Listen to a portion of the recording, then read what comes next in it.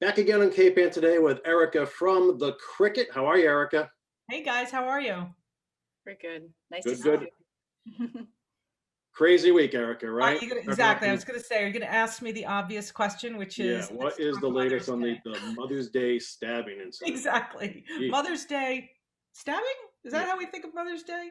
Yeah, that's what happened. It was really shocking to everybody because Manchester prides itself, as my guess is Essex does as well.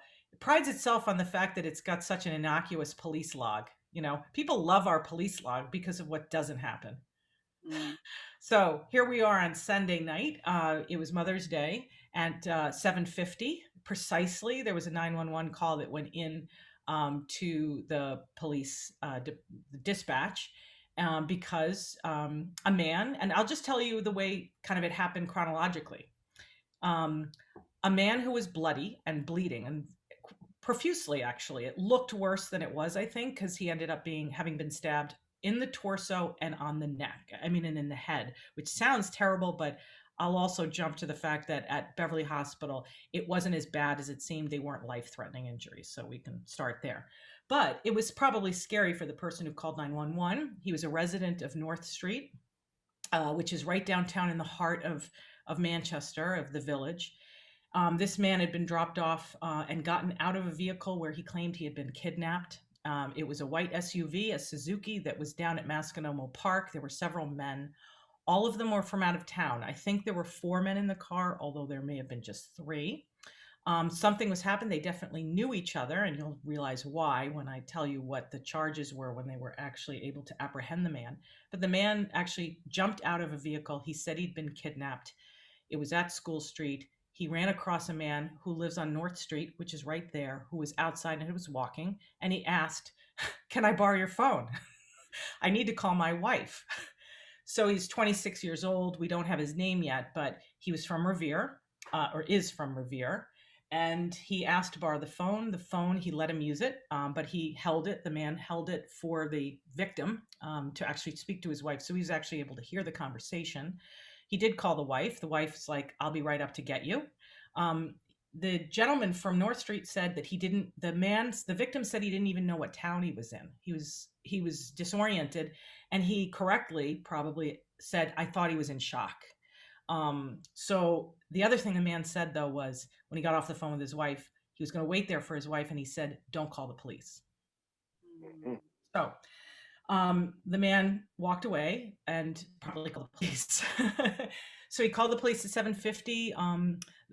The police came, and the man, was able to see the police come and pick up the man. He sent him off to Beverly Hospital. Here's what happened: they put out sort of a bulletin, the All Parts Bulletin on the North Shore, and police down in Lynn and Revere were able to find. They spotted the car in Revere. And I asked Todd Fitzgerald, our police chief, if it was Route 1, because just because they were apprehended or they saw the vehicle in Revere doesn't mean that they're from Revere if they're on Route 1 going south, because they could be going Boston, Chelsea, Somerville, anywhere. And he said no. They were apprehended off of Route 1, so they were in the back roads of Revere. And I guess they slowed down long enough for one of the gentlemen in the car to kind of jump out and run by foot. He was apprehended, and that man, his name is the one man that we have right now. His name was Raymond Joel Vega hyphen Castro. His last address was from Revere. He was apprehended and returned to the police station in Manchester at 1:45 a.m. on Sunday night or Monday morning. And then later, the vehicle was located in Chelsea where it was abandoned, and it was brought back to Manchester. So we had WCVB TV was there from 4 in the morning, covering this. I ran across them, was talking to them early afternoon.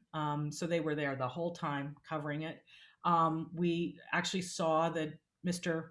Vega Castro get sort of transferred to he was going to Salem District Court, and the charges were, and this is where we're just going to wrap it up.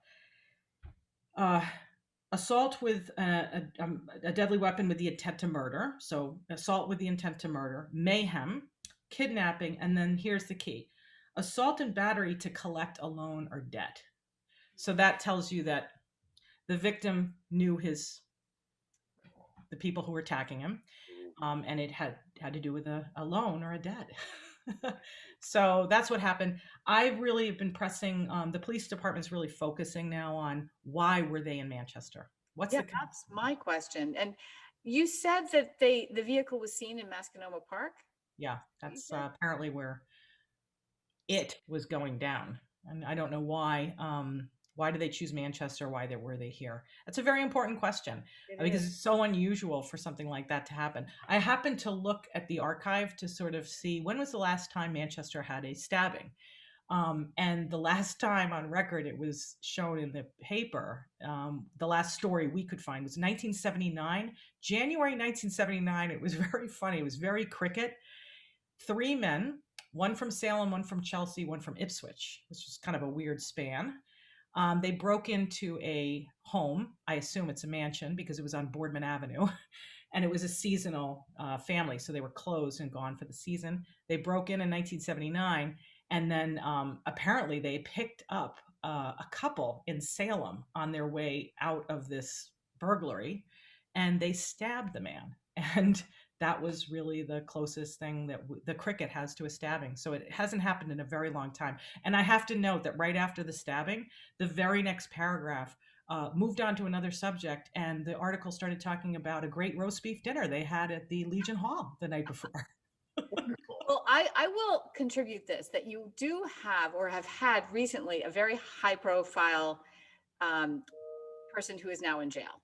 Yes, that's true. Ghislaine Maxwell Yeah. was here, but she was here temporarily. But I guess those gentlemen in Mascanoma Park, they were here temporarily as well. Right, Right? exactly. Nice stop through that Manchester by the Sea. Yeah, so there was a lot of action, a lot of color. I mean, really, the thing that Todd Fitzgerald wants everyone to know is this isn't connected in an obvious way. We're going to figure it out, but in the meantime, don't be upset. Don't. I mean, it's not don't be upset. Don't feel like you're unsafe. They were really sort of emphasizing that, and I think that's exactly right. But stay tuned. We'll find out hopefully over time as more details come out about this. Yeah. All right, let's turn our attention to the Essex Town Meeting. Yeah, the Essex Town Meeting on Saturday addressed, it addressed the big issue of zoning. There were three big issues. I think we're still going to have to figure out sort of something later on what happened with that. But they were addressing things on the new downtown district, the cell phone tower, and how to regulate wireless cell phone towers in town. That was 19 pages of the warrant, by the way. 19 pages was devoted to all these details on how to regulate cell phones if they were kind of cell phone towers coming into town.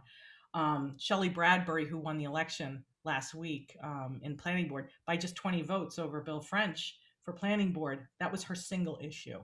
And then, of course, they were going for a moratorium, a 2-year moratorium on changing any residential use to a commercial use. And what's really behind that is the town wants to take 2 years to figure out the whole of the town and how to shape it, given the fact that they need to be strategic about how they shape and zone their towns for their economic base and for their housing.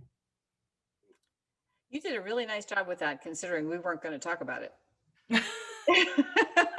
Are you going to cut that out? Yeah. Okay, thank you. I was like, Corey, I didn't know whether I should keep going or not. This is a trick. On the list. So, Erika, how about the dedication of Memorial Park in Essex?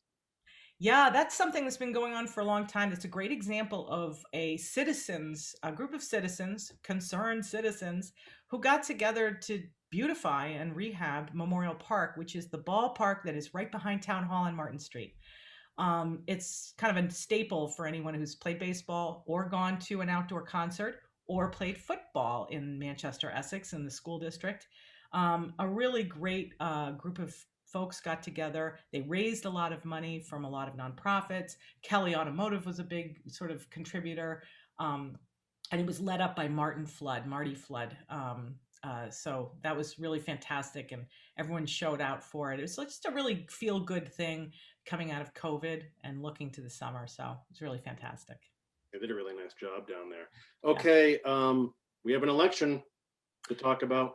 Yeah. Well, I mean, it's election season, it's that season, but I think the big surprise really happened last week in Essex, where Shelley Bradbury beat out Bill French, who was the incumbent on the planning board. It was the only, if you remember, it's the only contested seat.